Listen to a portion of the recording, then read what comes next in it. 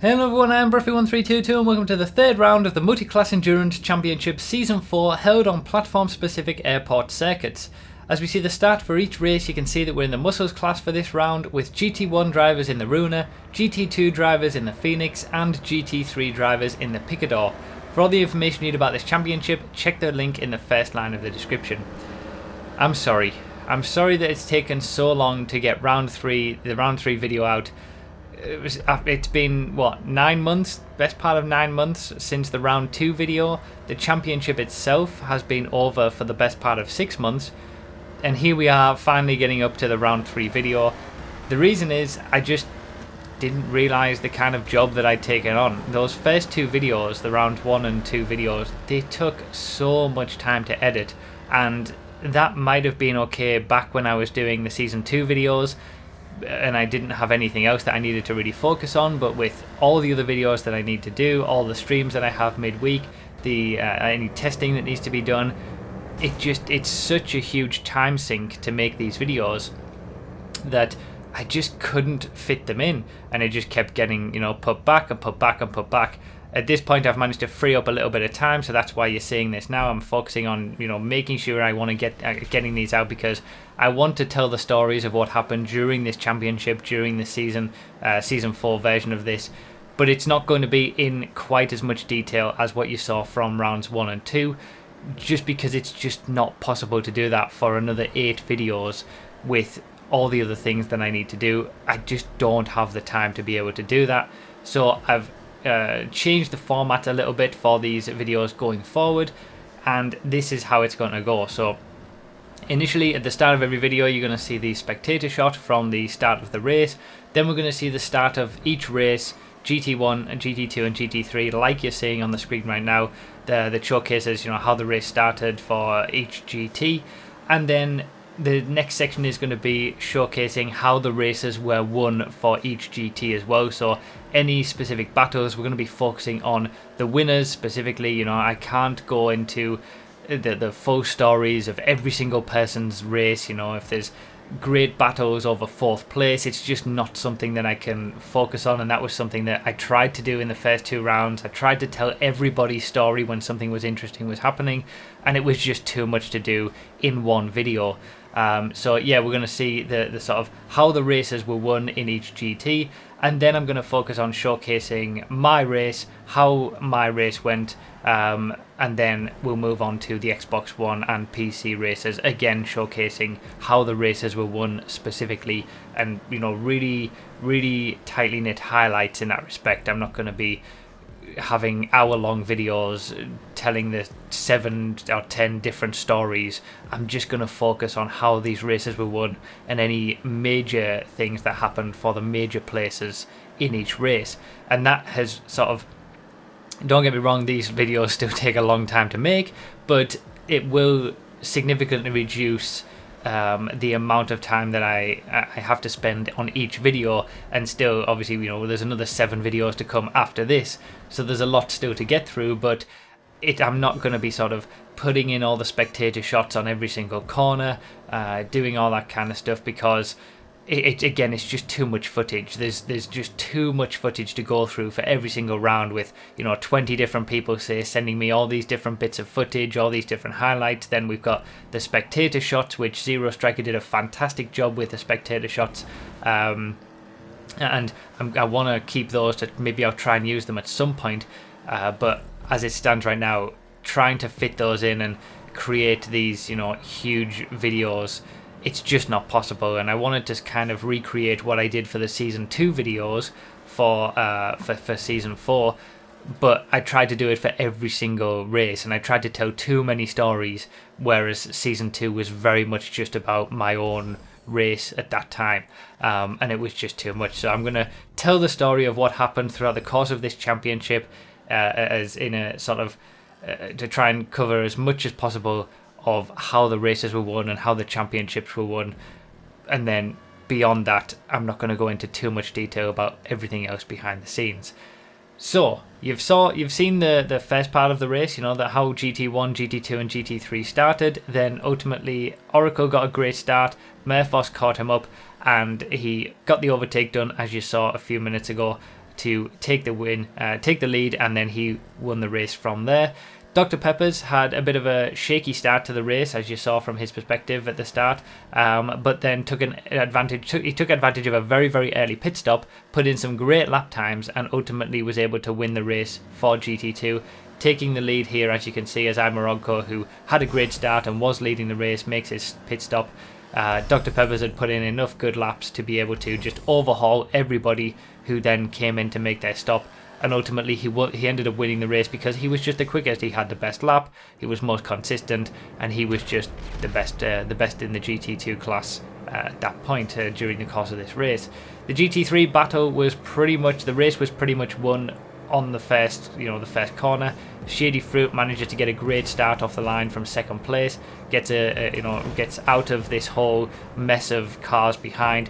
Dromballs ends up getting through all of the pack and finishing in second place, but ultimately Shady Fruit was just leading from the start and was able to win the race. So that's how these videos are going to go. Quick information about how each race was won: GT1, GT2, GT3, a bit of showcasing the start of each race, and then we're going to move on to what happened in my race, because that's that's the best that I can make videos on, because I was in it, have the experience of what it was like, my thoughts during each race. I'm giving my perspective of what happened racing in this championship, whilst also just trying to generally focus on what happened in the other battles, the other GTs, the other stories during the race. So as you saw, I kind of got not too bad of a start, but the first, say, third of this race, I was really, really bad. My pace was just not there at all. I would say after this sort of first lap, I do get a nice move around the outside going into the first corner, which was somewhat opportunistic, as you'll see here, going into the second lap. But from that point on, I really just didn't have the pace at all, and I just didn't feel comfortable. I felt nervous and really sort of in thinking too much about what was going on. I just could not get comfortable into the race. So by the time I made my first pit stop, which you're seeing right now, when I came out of it, obviously I have Brady just behind me there, as you can see, but I made a relatively late pit stop in comparison to other people, and they'd all overhauled me. As you can see, Dr. Pepper's going past there. He'd made his pit stop really early, and that was the difference. He was able to put in some quick lap times, and by the time I made my stop, he was able to overtake. And then I end up making the wrong decision of which side to go here when we overtook the GT3 driver, and I get overtaken by Brady as well. So at this point, I'm down in 6th place in GT2 and really just not doing very well. And I think it was at this point where I get overtaken by Brady and he starts to drive away from me that I dropped into that sense of, wow, I'm really not driving well here. And then the pressure was off. I didn't have any pressure on myself. I was already down in 6th place, and I started to drive a lot better at that point. So the middle third of the race, I actually started to catch people up. I started to be able to make some moves, make some overtakes, all that kind of stuff, to the point where I was battling here with JB Car Freak and Brady. Brady had driven away from me at one point, and then I'd managed to catch back up to both of them. JB Car Freak makes a bit of a mistake here on the right hand side, accidentally falling off the edge of the track, so that was an easy position to gain. And then I do end up managing to, after this has been a very long battle with Brady over these positions, I do end up managing to get the position from him as he makes a mistake coming into one of the final corners. But at this point, this was giving me more confidence. I'd lost the pressure of, I wasn't really doing very well anyway, so I had nothing to lose.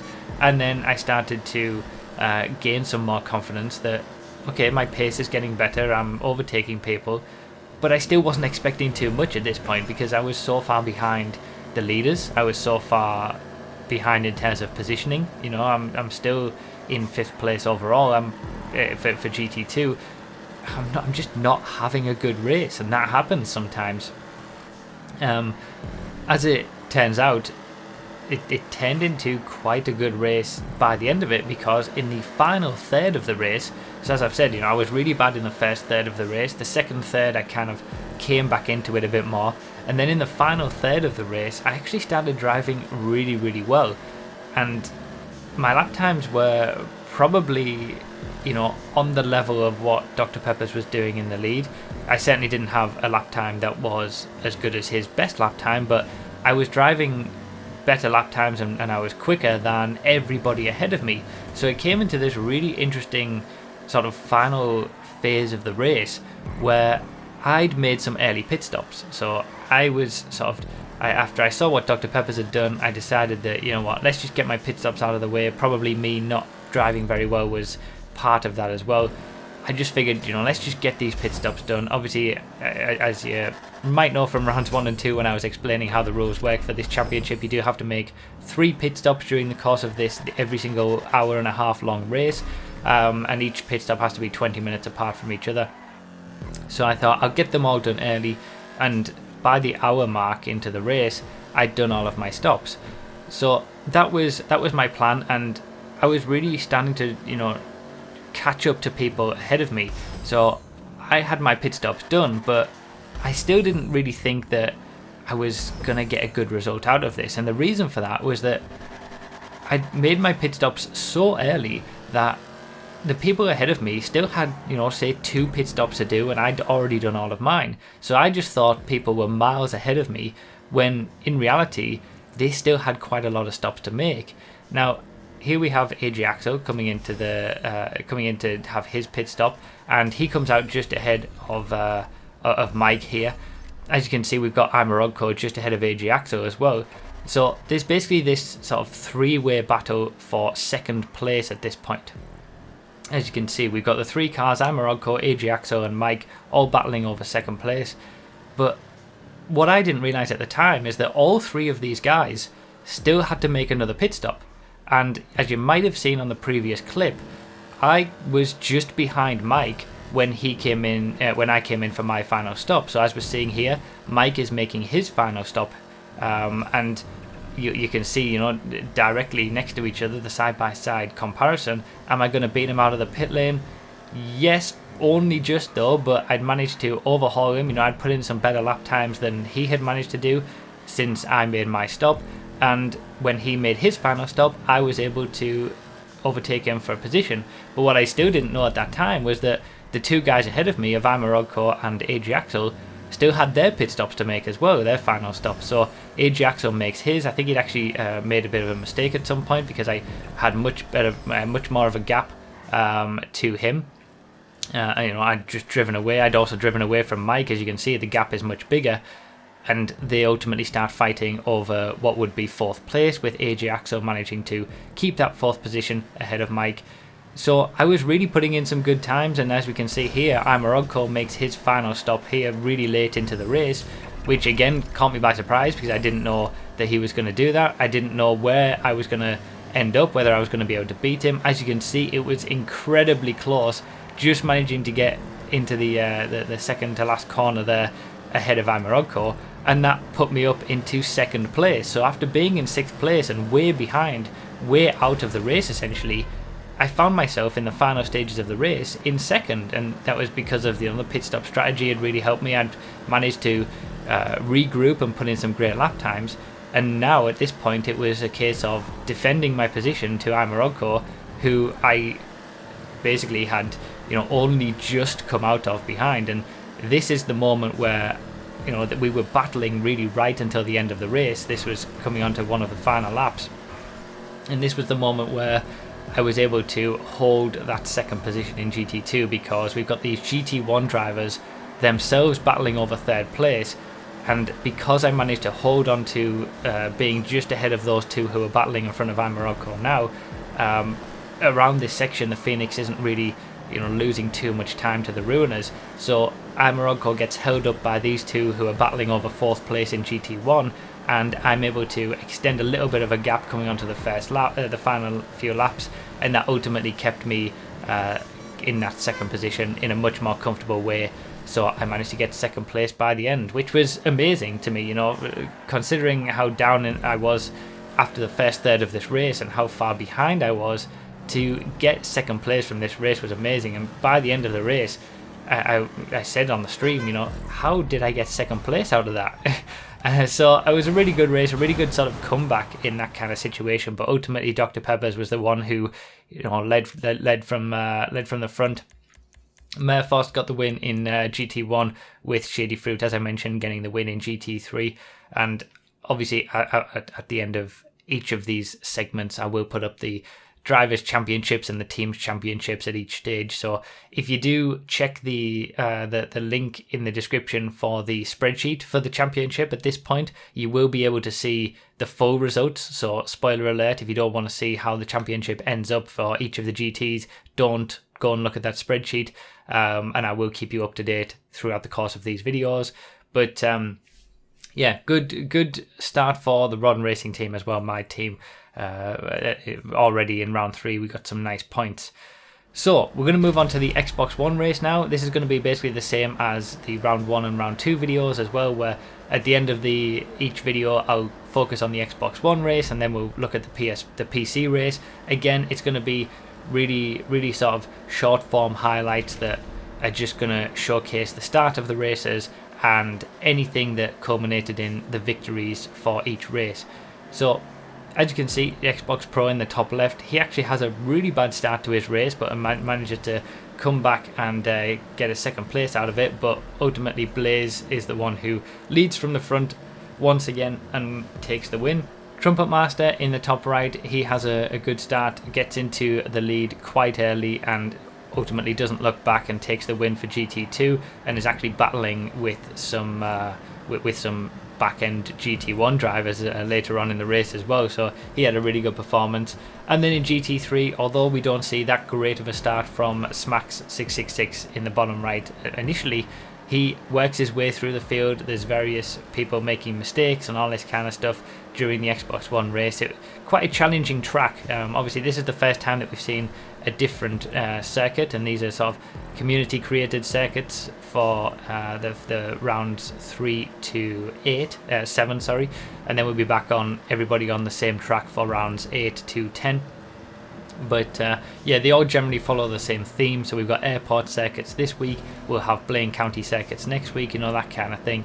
But yeah, the Smax manages to be as consistent as possible in this GT3 field that is having all sorts of issues, at least at the start of the race and then during the race as well, and takes the win. So again, I'm going to try and keep you up to date on what happens during the Xbox One Championships. We're going to see the Xbox One tables as well at the end of every single race, just like we do with the PS4 Championship.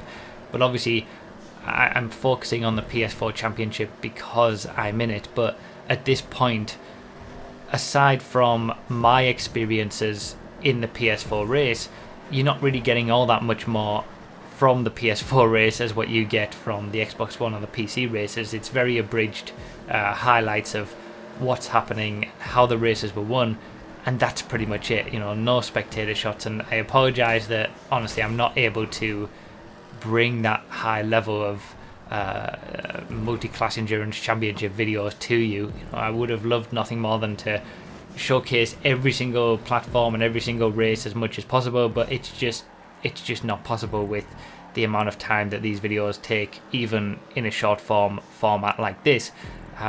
So yeah, hopefully these are still entertaining videos nonetheless, and you get to at least see what happened during the course of the championship and the stories that unfolded. Unfortunately, right at the end here, or maybe fortunately, depending on which person you are, whether you're Jetta or Danielson, Jetta gets that final position right at the end there. It's amazing that at the end of an hour-and-a-half long race, two people can be separated by such a small amount, and I just wanted to put that highlight in there. But yeah, just incredible that people can be so close to me. It's incredible to me that people can be so close at the end of these extremely long races, such that a position will change on the final corner of the final lap. It's pretty remarkable, and we're going to see plenty of that during the course of this season. So moving on to the PC race now. Again, another airport style circuit. We see a interesting start in GT1. We've got Fab Iceman and Avivo, who are in the top 2 positions, making their way through the pack, and ultimately these two battle it out for the win, with other drivers sort of falling back or disconnecting and things like that during the race. So yeah, Avivo and Iceman have a really great battle throughout the course of the race.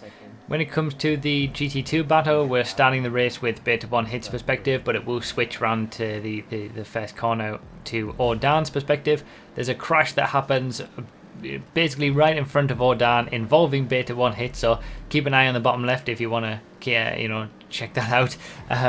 In GT3, we're just seeing the GT3 start now. Obviously this is all in real time as well, but yeah, that's where the crash happens and allows Ordan to get up into 3rd place, and he manages to go on and take the victory from this point. He makes some good overtakes in the first few laps, and then Ordan doesn't look back and puts in some really quick lap times and gets the win in GT2. In GT3, we're seeing the perspective of Benimi, and he does exactly the same thing as what Ordan has done and what he himself has done in the first few rounds, and makes the overtakes, gets the job done, and puts in a great performance to win the race. Once he's gotten through the pack, never looks back from that point on, even though it is somewhat of a difficult start for him. But yeah, like I said, these are all in real time, so every time you're seeing these split screens, whether it's at the very start of the video for the PS4 version or at the end of the video with the Xbox One and the PC versions, they're all in real time. So you're seeing the full weight. For example, we do a staggered start basically, so that the GT1s start first, and then we have the GT2 start maybe 10 seconds after that, and then 10 seconds after that we have the GT3s start the race. That just means that we're not having, say there's a crash at the back of GT1, it doesn't affect the front runners of GT2 and vice versa and all that kind of stuff. So yeah, you're seeing it in real time. You're getting the experience, if you're in a GT3 car for example, of waiting for a good 20-25 seconds after the GT1s have gone. They're at some other part of the track having their race while you're still waiting to start. And that's the beauty of multi-class racing in general, is that there's 3 different races happening all on the same track, and then it's the skill involved in overtaking and defending and being able to overtake slower vehicles and not lose time when you're getting overtaken by quicker vehicles. We can see in the bottom left here, this is where Ordan has a really great battle with Cloud for the lead, the lead in GT2, and this is where it happens and ultimately where he gets that position. But some great racing throughout the entirety of the championship, and like I said, it's a shame that I'm not able to showcase all of it, and I can only apologize for that. But it's kind of a relief that I've found a way to make these videos such that I'm going to be able to just get the story out without taking up so much time that I just can't do anything else. This is where the lead battle for GT1 ends up finishing.